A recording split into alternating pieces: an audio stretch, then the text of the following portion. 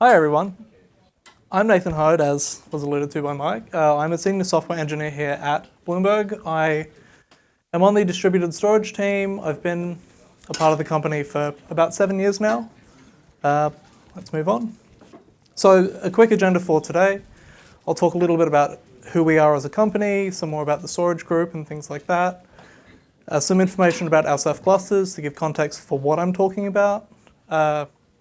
I'll talk a little bit about Ceph's built-in telemetry for those who don't know, and why that telemetry doesn't work for us, and as a result, what we wanted out of our telemetry system, what our solution actually looks like, the results of this, i.e. how well does the solution match up to our requirements, and potential plans for the future, and I will be taking questions at the end.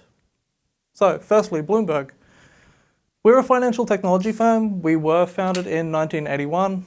If you have not heard of us, our flagship product is called the Bloomberg Terminal. Our users, clients, whatever you'd like to call them, they use the terminal every day for data services, news, analytics, all sorts of things for financial analysis, essentially. We have over 350,000 subscribers all over the world. We process hundreds of billions of pieces of data every single day, and we do this with a force of over 7,000 engineers. Storage engineering group, we are responsible for designing, building, and maintaining all of the storage used by Bloomberg Engineering. We have the three main pillars: file, block, and object. We have teams for data protection, like automated backups and things like that, for hardware failure and whatnot. We have storage workflows for, say, for example, you have NFS mounts, you want your permissioning to be set up correctly and things like that. You don't want a human to do that, it should be done by a machine. Similarly, we have an automation team that works on automating things, not a big surprise there. For things like, you want to increase your quota for your tenancy, or you want to create new tenancies and things like that. Basically letting our users onboard themselves and maintain their systems themselves rather than us having to do it. The distributed storage engineering team. So as you might imagine, we have a focus on distributed storage. We are part of the storage engineering group. Our focus is on software-defined storage, with our primary offering being object-level storage, i.e. the S3 API. Internally, we call this Bloomberg Cloud Storage, or BCS. And this shouldn't really surprise anyone, given why we're here today. It is backed by Ceph. So, some information about our Ceph clusters.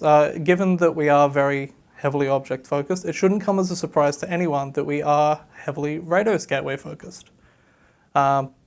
As our great friend Matt alluded to earlier today, we do over 1 billion S3 requests every single day. That is billion with a B. And for our Ceph clusters, we have a total of 4. We have them spread across 4 different data centers, approximately 1,600 tenancies, 65 petabytes of raw storage, about 4,500 OSDs in each data center, and about 50,000 buckets in each data center as well. So, what telemetry does Ceph offer by default? By default, it integrates with an open source product called Prometheus. This is a popular monitoring series and time series database, or monitoring system and time series database, I should say. The way that it works is it receives metrics by scraping what it calls an exporter. An exporter is just a HTTP server with a metrics endpoint. That metrics endpoint returns a tabulated plain text list of metric names and their values. Given this, you can think of this as a pull-based system rather than push-based, i.e. Prometheus has to be aware of where to get the metrics from, not the other way around. For visualization, Grafana is a really popular choice. You can use Prometheus as built-in visualization, but the common consensus from what I can gather is that generally Prometheus's querying and visualizations are used more for debugging rather than actual user-facing visualizations. Grafana is significantly more feature-rich. And as a fun thing, if you do have a Ceph ADM-based deployment, you get these things for free out of the box. Prometheus and Grafana containers will come along. You also get the node exporter container, which does things like CPU usage and things like that. The Grafana container also comes in with a bunch of built-in dashboards and everything, so it's extremely plug and play. And then finally, you have the ceph dashboard or ceph web interface. This also provides you a nice overview of the cluster.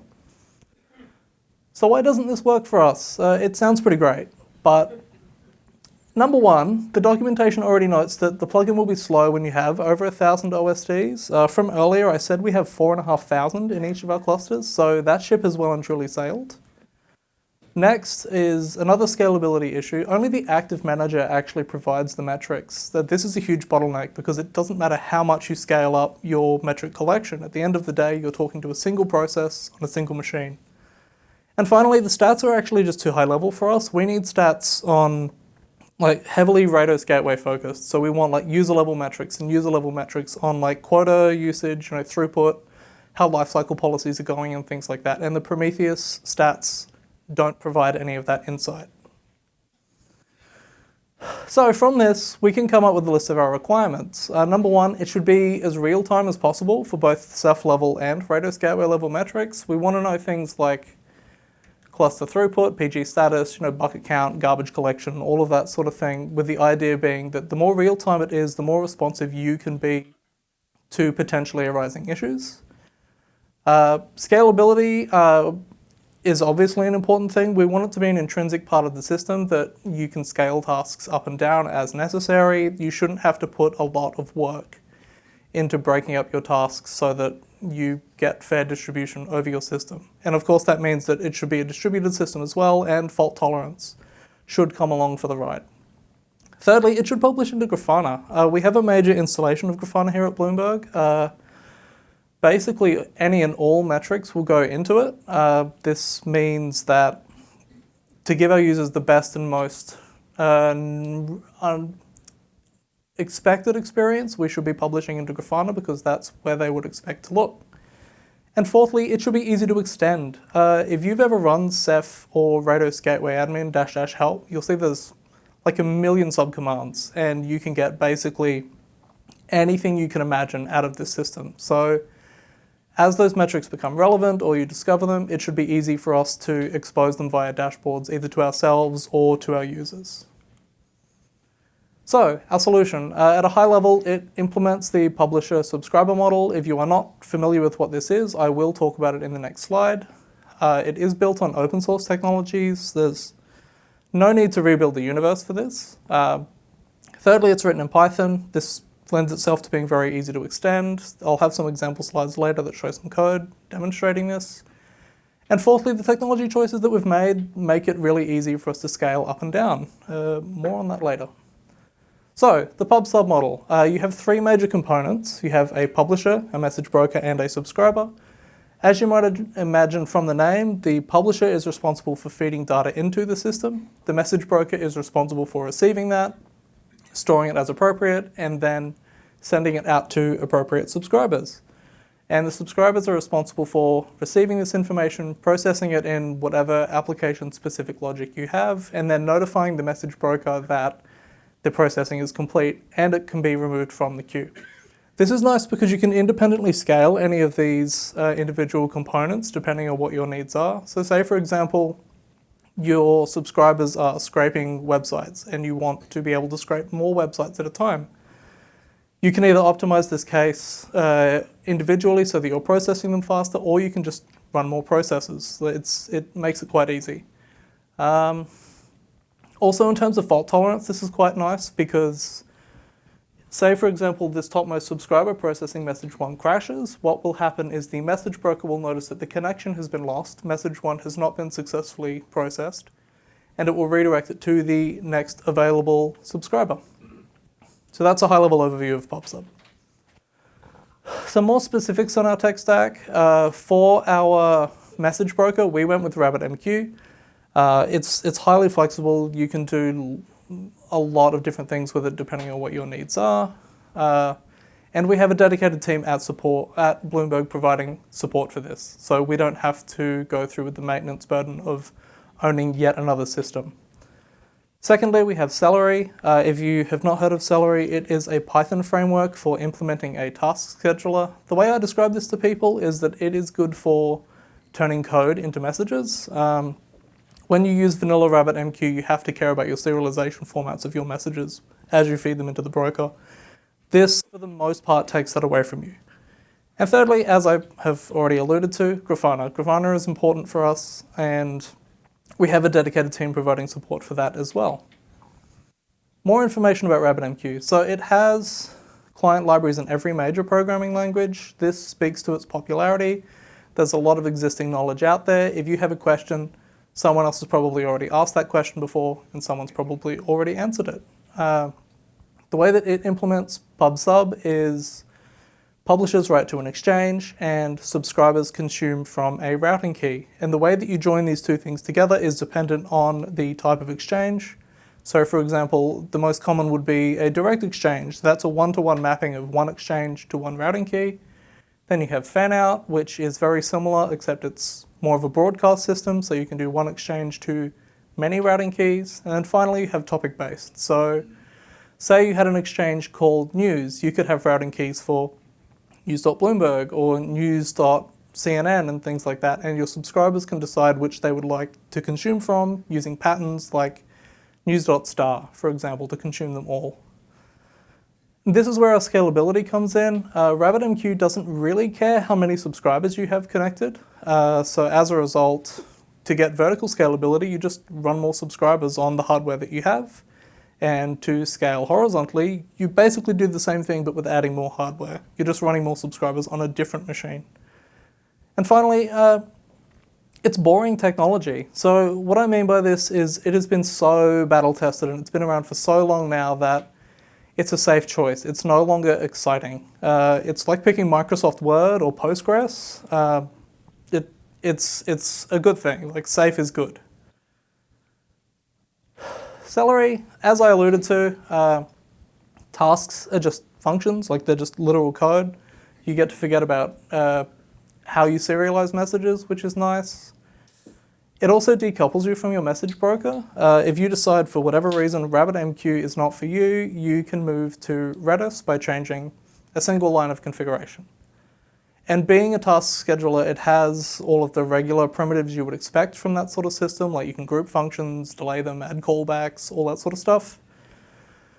And one thing that's particularly interesting is that you can create different categories of subscribers by specifying which queues they should publish and subscribe to. So say, for example, you wanted to do some graphics processing on a cluster of machines, you only had a subset of that cluster that had dedicated graphics processing hardware. You could create subscribers on only those machines that only consume those messages so that you're making sure messages are routed as appropriate. This is something that you can do with vanilla RabbitMQ, but it's significantly more manual. Celery makes this quite nice. And again, it's boring technology. Boring is safe and safe is good. So, a piece of code. So if we look at this, this is probably the smallest example of a Celery application I could come up with. At the very top here, we have an instantiation of a Celery object. This acts as both a task registry and a place to configure your application for like queue names and timeouts and things like that. And further on down, we have two functions, the first of which is not super interesting. It is called bar. It receives an integer and it logs that value. What makes this into a task is the task decorator. This registers it with the application so that it will be exposed, and the plumbing under the hood knows what to do with it. Further on down, we have our next task here called foo. It's slightly more interesting because it is actually doing some work. We can see it is calling bar.delay.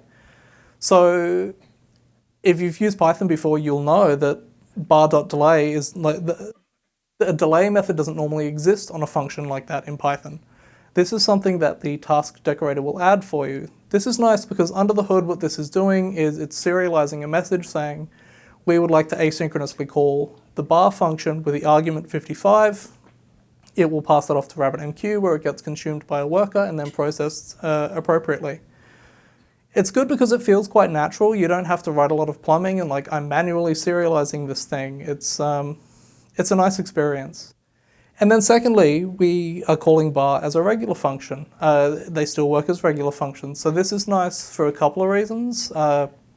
One, it means you can progressively enhance the system as you find you have certain tasks that, you know, they you would like to break them out and make them independent asynchronous tasks, you can do that while still maintaining the current behavior of letting them run synchronously.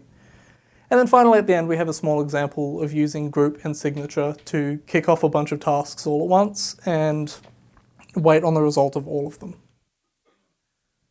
So, how do you actually run this? The Celery library provides a command line tool called Celery. You basically use this for configuring the application you want to run, the amount of concurrency, your concurrency model, things like that, logging, all that sort of stuff. So the most useful thing in the top line is the concurrency flag. You can see we have it set to 1 there. For the default model, that will mean that you are running a single process, so you can process one task at a time. This fulfills the requirement that we want it to be easy to scale the system up and down because we just increase that number when we run our process. We don't need to put a whole lot of effort into changing code. The next thing to note is we have the list of queues here. We did not change them in the previous slide, so they are the default of a queue called Celery, which is made up of an exchange called Celery, which is a direct exchange, and a routing key also called Celery. It's fun stuff. And then we have our list of tasks, which, as you would expect, matches the list of functions that we had in the previous slide. And Grafana. I'm not going to talk a lot about this. We've been talking about Grafana lots today. It's a highly personal experience for what you need. What I mean by this is the querying model that you use to build your dashboards is determined by your data sources. So if you're using Prometheus, then you use the Prometheus querying language. If you use Postgres, then your queries will be SQL statements. It's incredibly feature-rich. There's lots of plugins, lots of built-in data sources. So odds are if you're storing time series information anywhere, you'll be able to get it into Grafana with relative ease. Another nice thing to note is that it impresses non-techie people. Every now and then my wife will see me working on one of these dashboards and she'll say to me, "Did you make this?" And I mean, yeah, I did. I'm not a UI guy, but I definitely made the dashboard, right? So that's a huge positive. So if we take all of these things and we piece them together, what does it look like? We start in the very top left there with a task scheduler. This is a very fancy way of saying a script that we run via cron. This is responsible for generating the list of tasks that we would like to process. So say, for example, ceph status. It will get sent to RabbitMQ. In this state, I refer to them as being unenriched. So what I mean by that as I alluded to earlier, we have multiple data centers and we have multiple zones within those data centers. We want to delegate this task out to each of those data centers and zones as appropriate. Another important factor is that for Rados Gateway tasks that we want to run, we have ownership metadata associated with the tenancies that map to internal IDs for our systems for like routing tickets. So if you go over quota, we want to notify you about that using built-in systems. So what happens with these unenriched tasks is they go from RabbitMQ, they are consumed by the scheduler subscribers down the bottom there. They perform the enrichment that I was talking about. They submit it back to RabbitMQ, and then depending on where they should go is dependent on like the parameters, right? Like the data center, the zone, what the actual task is. So continuing along with ceph status, we can see that that will go down to the ceph-mon subscribers, and then Rados Gateway level commands will go to the Rados Gateway subscribers, which run on the Rados Gateway nodes. The basic rule here is if it's a ceph command, it goes to the mon nodes. If it's a Rados Gateway admin command, it goes to the Rados Gateway nodes. And then these tasks on these machines are responsible for running the relevant ceph command, collecting the output, parsing it, transforming it as necessary, and then publishing it into Grafana. A more concrete example of what I'm talking about. So at the very top here, we can see we are now configuring our list of queues that we want to consume on. We have the scheduler queue, which will be picked up by the scheduler nodes in the previous slide, and then we have extra queues for each data center. We then have an entry point of start bucket stats. So this is a task that will be published to the scheduler queue. It is responsible for collecting the tenancy information that I mentioned, and then for each of our data centers, it will call start user bucket stats.apply async. Apply async is another method that the task decorator will add to your functions. It's basically the same as .delay, with the main difference being that it gives you more control over the actual queuing mechanism that you use. So you can see I'm using it here to specify which queue it should be published to for the relevant data center. You can also use it for timeouts, retries, all of that sort of thing. And then if we go down to the actual implementation of start user bucket stats, you can see it's fairly straightforward. We're doing a Rados gateway user list, and then for each user, we're generating a task to collect the bucket stats for that given user. And then further on down, the implementation of the actual bucket stats collection, you can see that this is calling a Rados gateway bucket stats for the given tenancy, and then in this case, publishing the number of objects that it has within that given bucket.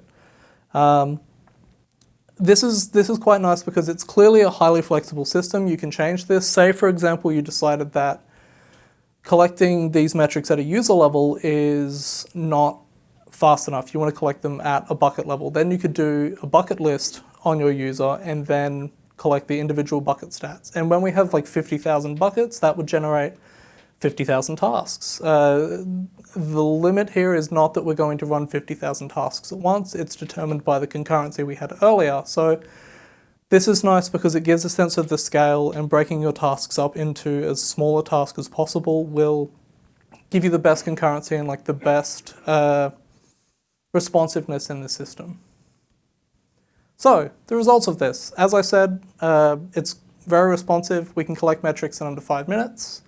This means that users see quota changes effectively immediately, which is obviously nice for them. They can see, oh, I was at 80% and I deleted some stuff, and now I can see I'm down at 50. I'm out of the woods. Load is distributed really well. This is significantly better resource utilization. We pay a lot of money for the hardware that we have. Using it adequately for this task is important. There's a lot of built-in retries and timeouts. This is something that both Celery and RabbitMQ give you. You don't have to write a lot of code yourself for for I and, range 10, try this thing. It's just say retries equals 5 and you're good to go. And it scales easily as the system grows. As we saw, you just increase a number in a command line and you're off to the races. It's easy to add new metrics. It's just regular Python code. You're calling a process and parsing the output. So it's quite nice. You don't have to put a lot of work into the metrics once you know what command to run. And this integrates with existing metric-based alerting. As I said, we have a lot of pre-existing systems here at Bloomberg. Our users are very accustomed to that user experience. We don't want to write a whole brand new alerting system, so it's quite nice how this hooks in. Potential plans for the future. We could look at extending these metrics for RBD, the Rados block device. That sort of depends on our interest for it. We can also collect metrics on the metrics. So what I mean by this is if you collect metrics on how often and how long it takes you to collect your specific named metrics, then you know where to focus your optimization efforts. So if you have a task you're running every 5 minutes, but it takes 15 minutes to complete, you clearly either need to optimize that or you need to change how often you schedule it. It's just more about getting insight into your system. And finally, depending on community interest, we can look at contributing this to open source. Just from today, there's been a lot of talks about Ceph's telemetry. So this feels like something people might find useful, but it sort of depends on all of you. And that is everything. We are hiring, so if you are interested in working on Ceph or any of the other cool stuff that we have here, please do come and talk to me. But yes, as I said, that's everything. So does anyone have any questions?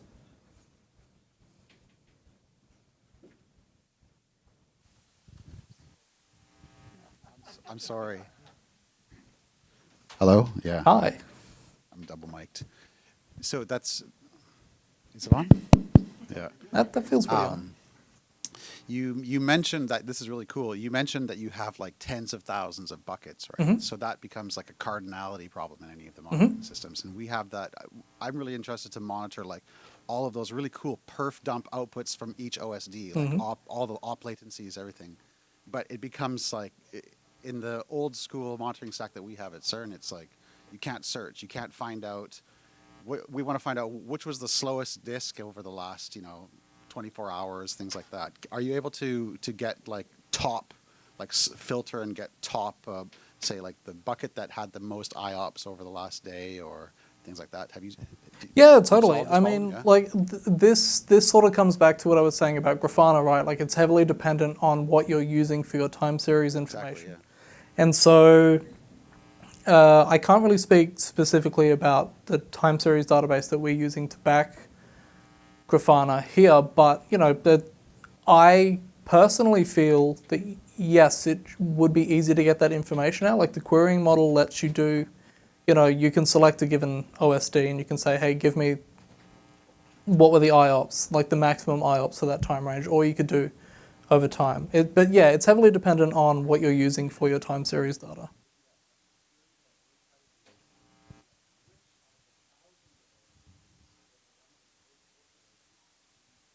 Mm-hmm. Mm-hmm.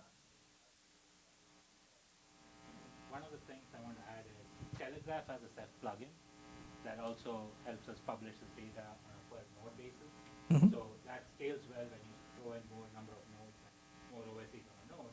You don't have to worry about any choke points with the Ceph. It's getting published and you can control the interval on the Telegraph side of it. So from a deployment perspective, that becomes a lot easier to scale.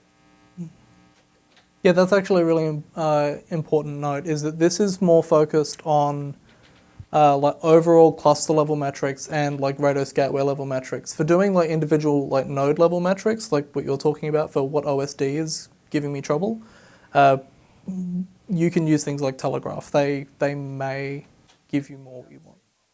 Yes, yeah, yeah.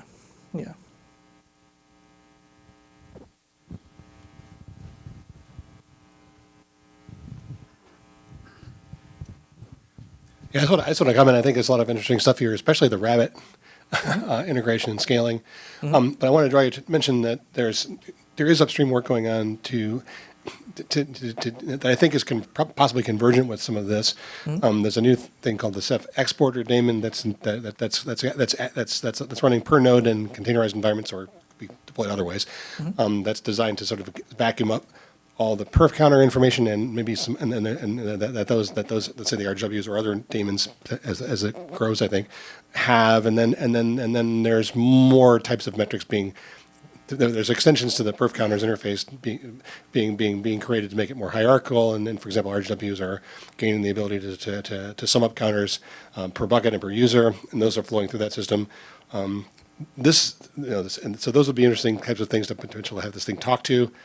Also, the Ceph RW admin interface, which could be widened, but so you don't have to launch RW admin processes to scrape things. That's a really it doesn't look like it, but it's a pretty heavyweight operation that spawns up a new node essentially in their RW cluster, gets all that going, and then spits out your 6 JSON records. But anyways, very cool. That was helpful, thank you. That gave me a lot to think about.